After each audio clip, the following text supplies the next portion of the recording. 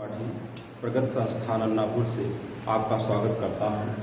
नदी घाटी परियोजना चल रहा है और एक एक नदी घाटी परियोजनाओं को आप पढ़ रहे हैं और इसके अंतर्गत आपने ये देखा था कि कुछ परियोजनाएं हो चुकी हैं। अब आज यहाँ जो परियोजना होनी है उसमें हम लेते हैं टिहरी बांध।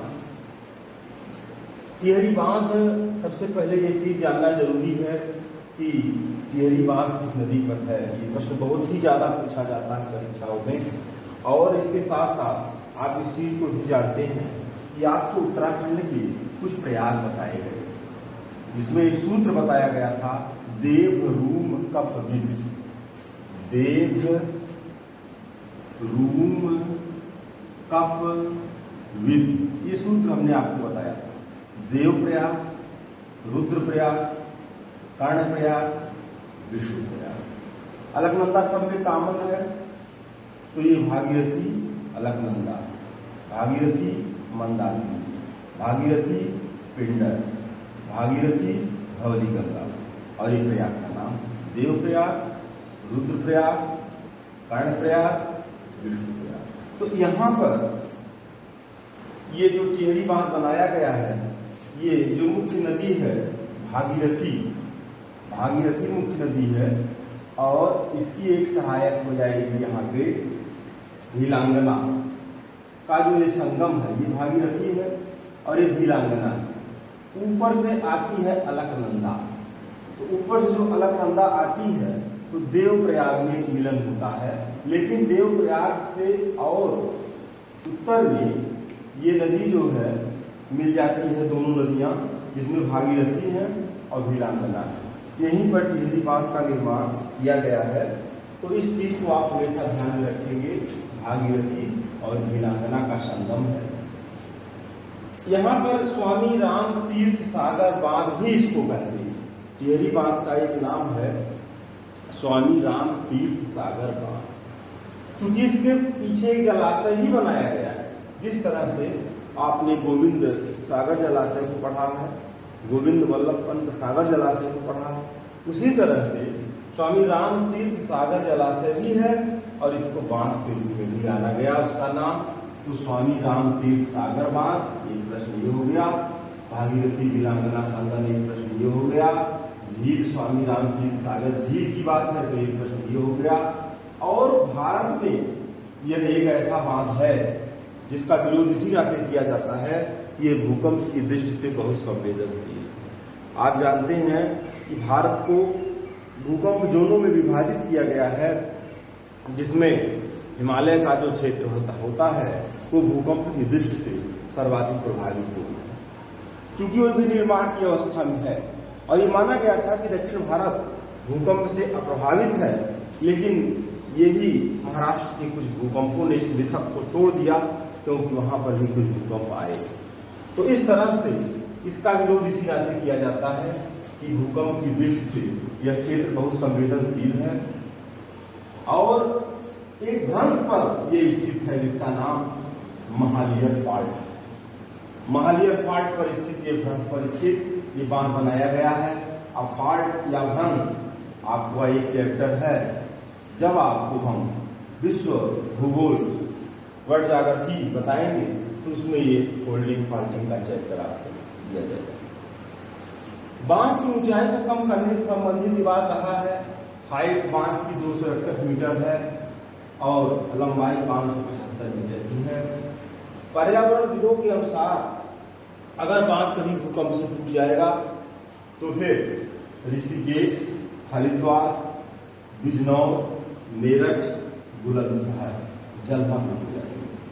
और इसमें देखिए ये बिजनौर, मेरठ और बुलंदशहर, ये तो मान लीजिए उत्तर प्रदेश के जिले हैं, लेकिन इसमें दो जिले ऋषिकेश और हरिद्वार उत्तराखंड के हैं, ये जलमग्न हो जाएंगे।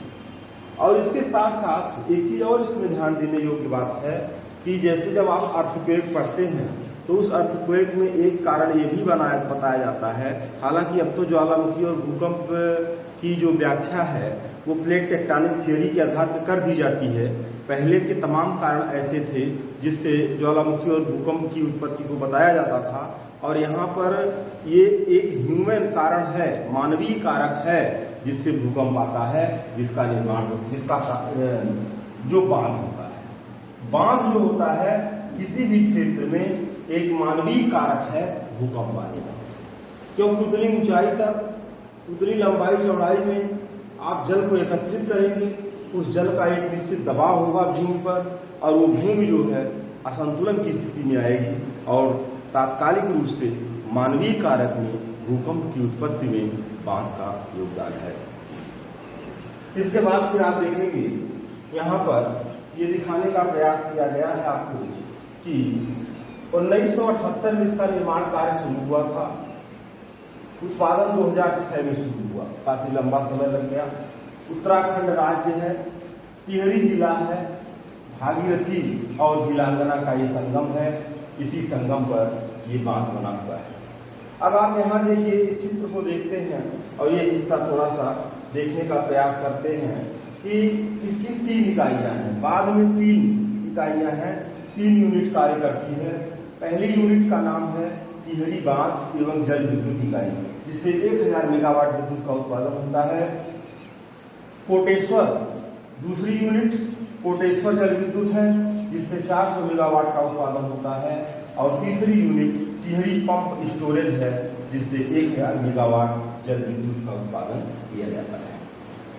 तो इस तरह से यहाँ पर देख रहे हैं, यहाँ पर जब आप देखेंगे तो फिर ये भागीरथी है, और भागीरथी यहाँ तक भागीरथी है देवप्रयाग से आगे भागीरथी गंगा बन जाती है, और देवप्रयाग में मिलन किसका है, भागीरथी का और अलकनंदा का। हमने सभी नदी तंत्र, जब गंगा नदी तंत्र आपको बताया गया, उसमें सारे प्रयागों को बताया गया।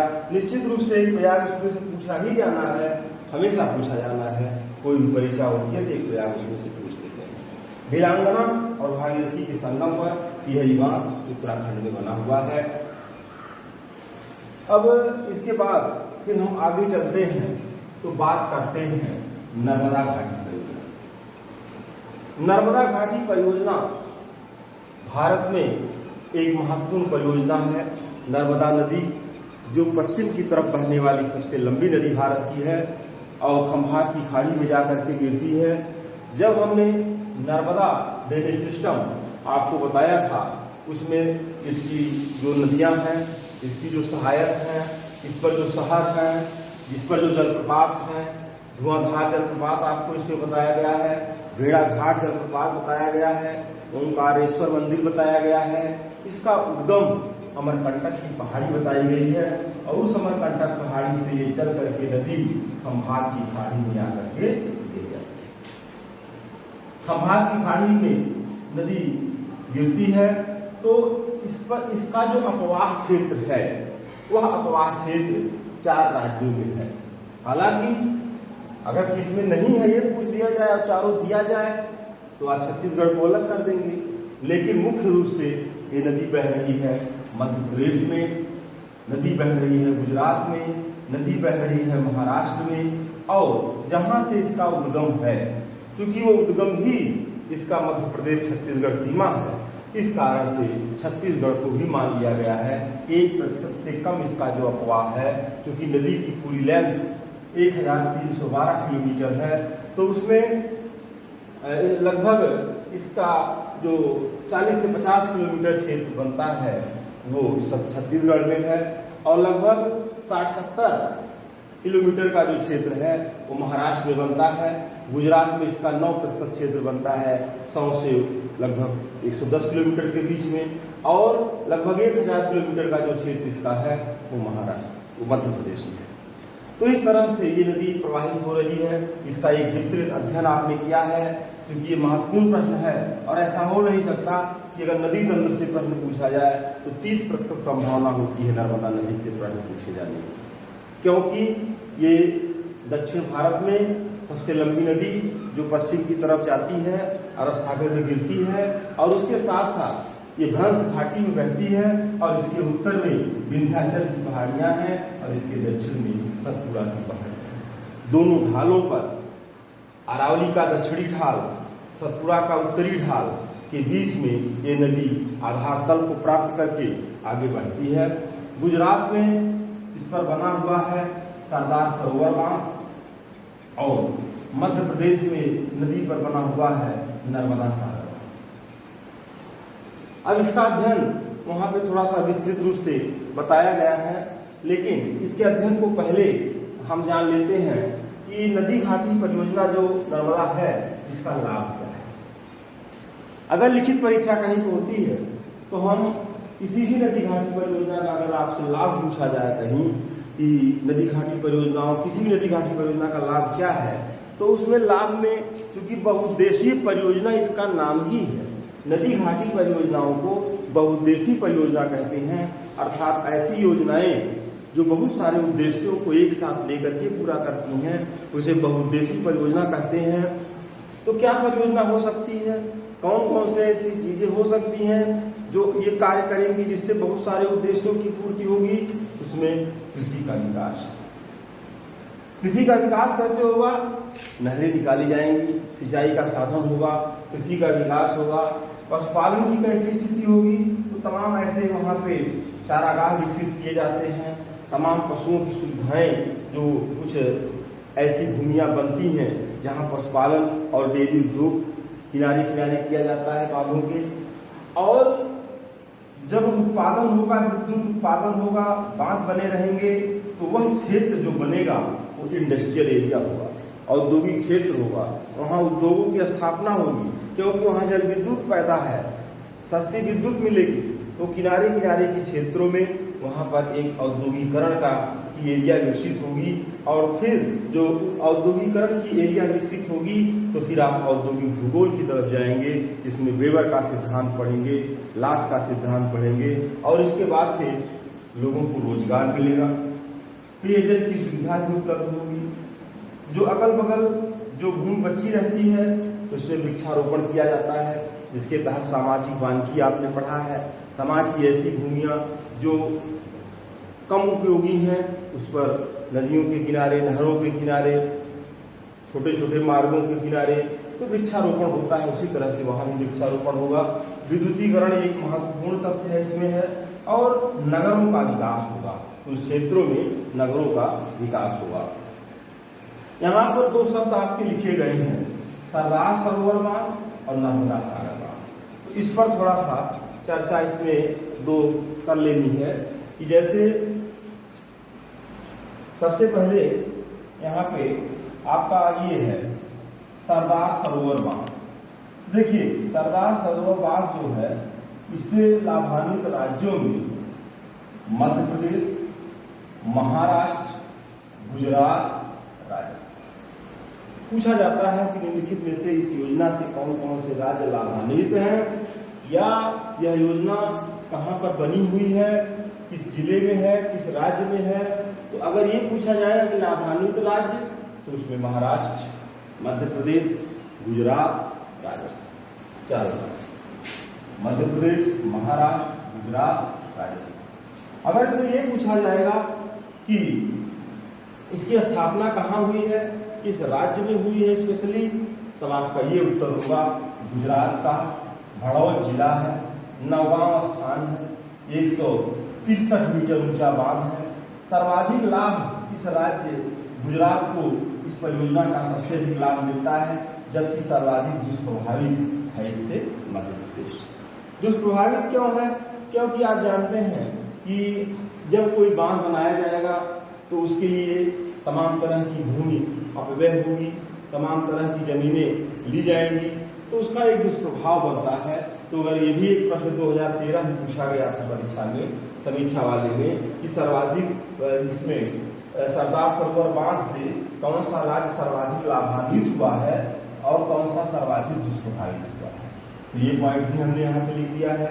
इसके बाद फिर आप देखते हैं मध्य प्रदेश में नर्मदा सागर बांध है। नर्मदा सागर बांध का एक नाम है इंदिरा सागर बांध। नर्मदा सागर बांध का एक नाम इंदिरा सागर बांध है, और इसकी स्थापना पुनासा मध्य प्रदेश में हुई है। तो इस तरह से फिर आप आगे बढ़ते हैं, और इसमें कुछ ऐसी परियोजनाएं हैं जो महत्वपूर्ण है, उस पर चर्चा कर ली जाती है। जैसे चेन बेतवा लिंक परियोजना, आपने पढ़ा है कि यमुना नदी और ये गंगा नदी, यमुना की सहायक चंबल, चंबल के बाद बेतवा, बेतवा के बाद केन और फिर आगे है सोन।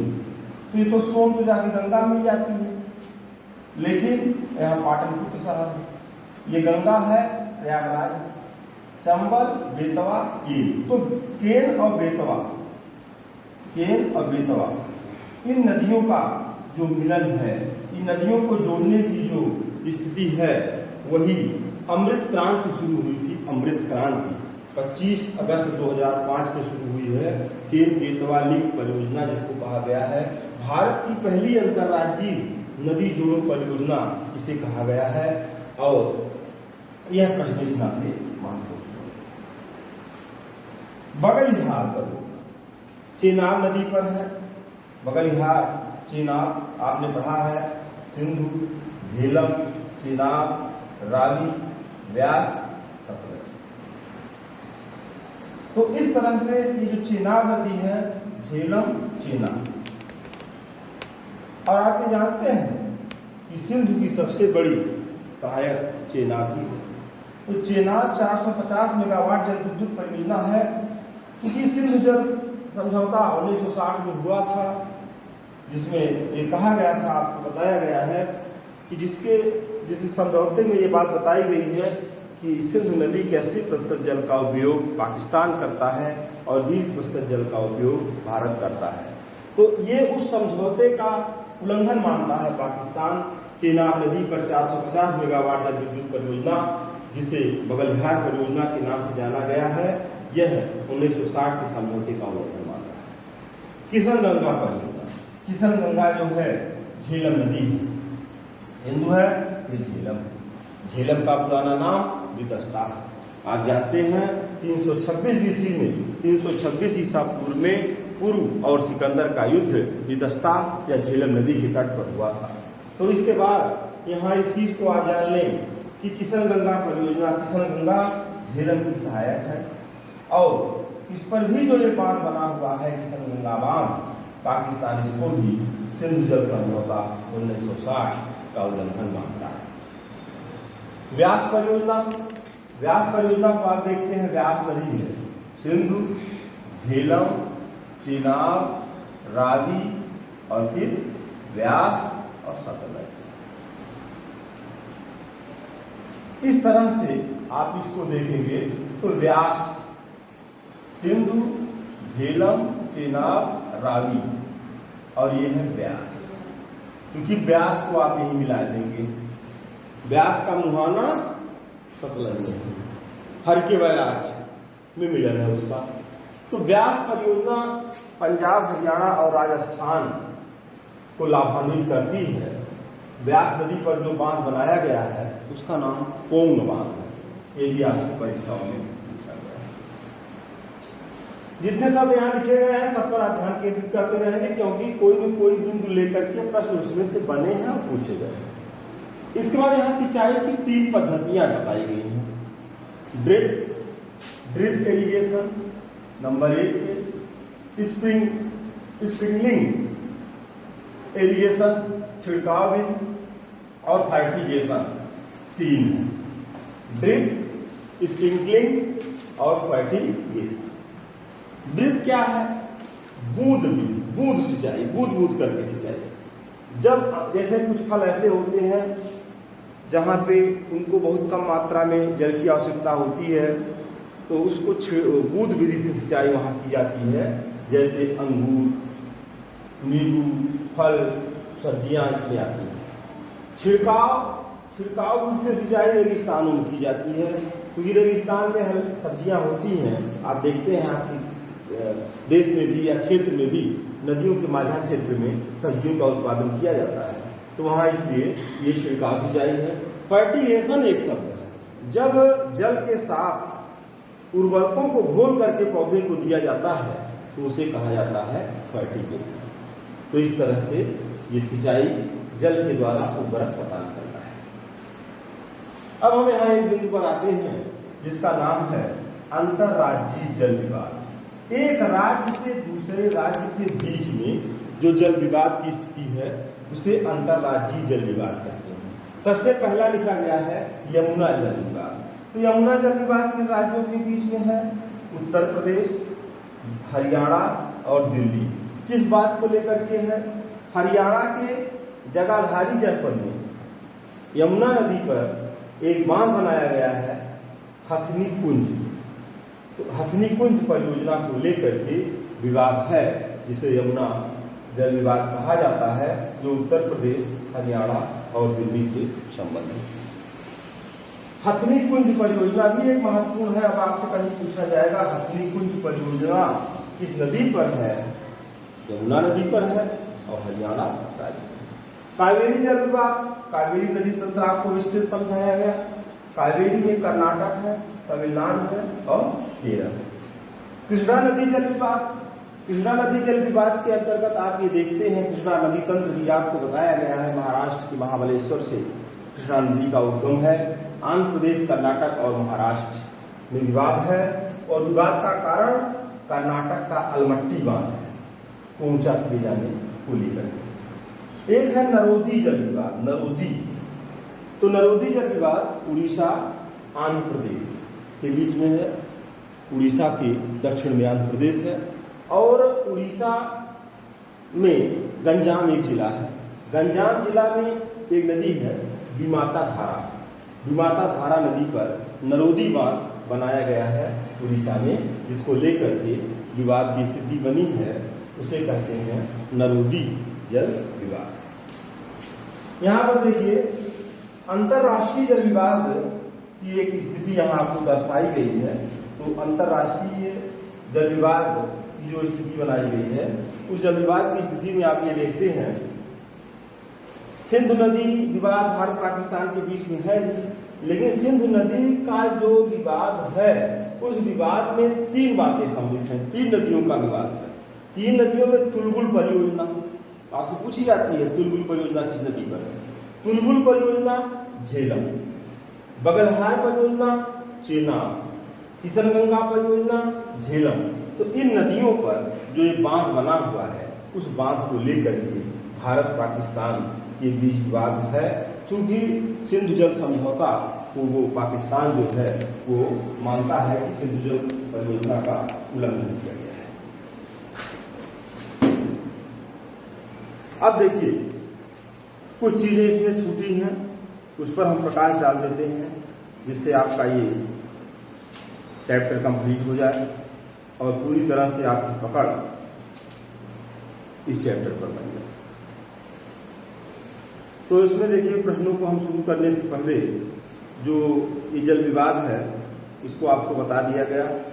भारत पाकिस्तान विवादित जल विद्युत परियोजना एक साथ में कुछ और देख लीजिए, जैसे बगलिहार आपको बताया गया, चेनाब नदी, दुलहस्ती चेनाब नदी, सलाल परियोजना चेनाब नदी, किशनगंगा किशनगंगा नदी, किरथई एक नया नाम देखिए आया किरथई चेनाब नदी, सावलकोट चेनाब नदी, पाकलदुल चेनाब नदी, उड़ीपन झेलम नदी, चुटक सुरू नदी, रातले रातले का नाम कोई सामान्य ज्ञान के प्रश्न में इधर आ रहा है, रातले परियोजना चेनाब नदी से संबंधित है।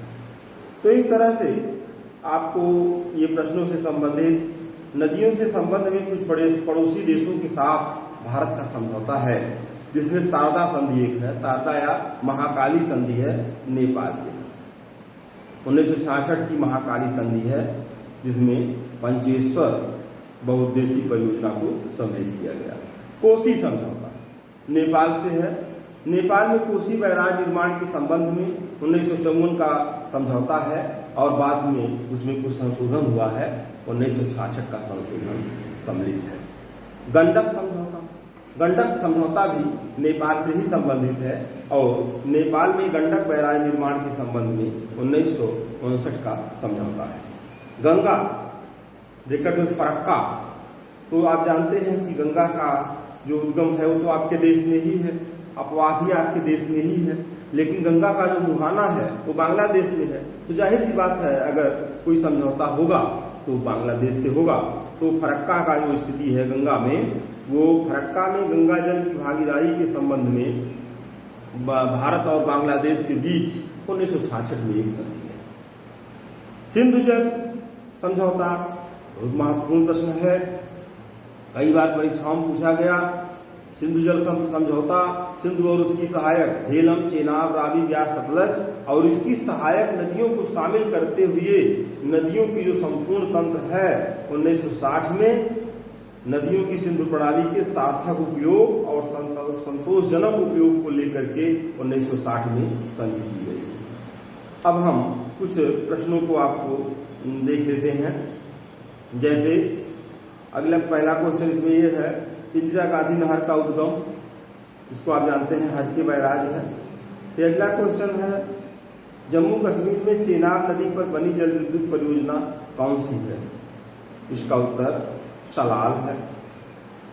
हिमालय के निम्नांकी बांधों में कौन सा बांध पाकिस्तान में अवस्थित है? भाखड़ा, कालागढ़, मंगला, सलाल, मंगला या मंगला बांध। अगला क्वेश्चन है, टिहरी बांध निम्नलिखित में से किन दो नदियों के संगम पर बनाया गया है? तो टिहरी बांध जो है भागीरथी और वीरांगना के संगम पर बनाया गया है। टिहरी बांध परियोजना से निर्मित जलाशय का क्या नाम? देखिए सारे प्रश्न आपको मिलेंगे, जितने प्रश्न आपको इसमें परीक्षाओं पूछे गए कायदे से आपने जो लिखित वाला पार्ट ये बताया गया उसको देख लेंगे तो सारी चीजें आपको मिलेंगी। टिहरी बांध परियोजना से निर्मित जलाशय का क्या नाम है? तो जलाशय आप जानते हैं उसका नाम है स्वामी राम तीर्थ सागर परियोजना या स्वामी राम तीर्थ सागर बांध, तो इसी में उसका उत्तर हो जाता है। फिर अगला क्वेश्चन यहाँ पे दिया गया, देश में नलकूपों द्वारा सबसे अधिक सिंचाई किस राज्य में होती है? तो नलकूप सबसे अधिक उत्तर प्रदेश में। घर घर पंप सेट आपके यहाँ है, जानते ही हैं, किसी के यहाँ 2-2, 3-3 पंप सेट है। इसके बाद में अगला प्रश्न है, भारत की प्रथम बहुउद्देशीय परियोजना। कल वाले वीडियो में प्रश्न हुआ था, हमने बता दिया था कि दामोदर घाटी जो है बहुत महत्वपूर्ण प्रश्न है, इस पर आप ध्यान देंगे। दामोदर नदी, टेनेसी घाटी वैली और भारत की पहली बहुउद्देशीय परियोजना, दामोदर नदी, छोटा नागपुर का पठार, सारे प्रश्न आपके उसमें समाहित हैं। अगला क्वेश्चन है, बर्किंघम नहर का मुख्य कार्य। बर्किंघम नहर का मुख्य कार्य जो है दक्षिण भारत में नौका गमन है। फिर अगला क्वेश्चन आपका इसमें यह है कि सुमेल करने के लिए इसमें दिया गया है, तो सुमेल को आप देख लीजिए। जैसे दुलहस्ती है, दुलहस्ती बांध या परियोजना, कोटेश्वर बांध, सलाल, ककरापार। तो इसके जो प्रश्नों को आप देखते हैं तो देखिए यहाँ पे इसको सुमेल करते हैं। दुलहस्ती, दुलहस्ती का संपर्क जो है चेनाब नदी से है। कोटेश्वर भागीरथी, सलाल चेनाब, ककरापार गुजरात में ताप्ती नदी। तो इस तरह से इसका अगला क्वेश्चन देखते हैं, सरदार सरोवर बांध किस नदी पर बनाया गया है? सरदार सरोवर बांध नर्मदा नदी पर बनाया गया है। फिर अगला क्वेश्चन है, निम्न में कौन सी नदी घाटी परियोजना उड़ीसा राज्य में अवस्थित नहीं है? बाली मेला, सलांधी, तलचर, कंसावती। इसमें कंसावती अलग हो जाएगा। देखिए एक प्रश्न बहुत महत्वपूर्ण है कि सन 1902 में भारत की सबसे पहली जल विद्युत परियोजना कहाँ स्थापित की गई थी? तो इसका उत्तर हो जाता है शिव समुद्रम। इसका उत्तर शिव समुद्रम है। फिर अगला क्वेश्चन है, जवाहर सागर, राणा प्रताप सागर, गांधी सागर जलाशय का निर्माण किस नदी पर किया गया है? सभी आपको पता है नर्मदा नदी पर किया गया है। अगला क्वेश्चन है, भारत में कहां पर तालाबों से सिंचाई की जाती है? तो तालाबों से कहां सिंचाई की जाती है? कर्नाटक, तमिलनाडु, आंध्र प्रदेश, सभी। इसका उत्तर सभी हो जाएगा। रिहंद बांध किस राज्य में स्थित है? आपको रिहंद परियोजना अच्छी तरह बताई गई, उत्तर प्रदेश में है। भाखड़ा नांगल परियोजना किस नदी पर है? इसको आपको बताया गया सतलज नदी पर है। महानदी पर हीराकुंड परियोजना किस प्रदेश में बनाई गई है? इसका उत्तर उड़ीसा है। पोंग बांध कोंग बांध भी आपको बताया गया, ब्यास नदी पर है, कई बार परीक्षाओं में पूछा गया है। फिर अगला क्वेश्चन यहाँ पर है, भारत के किस राज्य में इदुक्की जल विद्युत परियोजना स्थित है? इदुक्की केरल में है। तवा परियोजना कहाँ से संबंधित है? तवा नदी भी बहुत पूछा जाता है। तवा परियोजना होशंगाबाद से संबंधित है। तवा जो है वो नर्मदा की सहायक है और ये आपसे पूछा गया है। और बक्सा बांध परियोजना भारत के किस राज्य में स्थित है? बक्सा बांध पश्चिम बंगाल में है और 1992 में इसे राष्ट्रीय पार्क का दर्जा भी प्रदान किया गया है।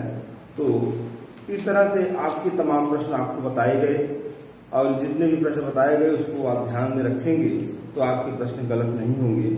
और इस तरह से इसको देखने के लिए, सुनने के लिए आपको बहुत बहुत धन्यवाद।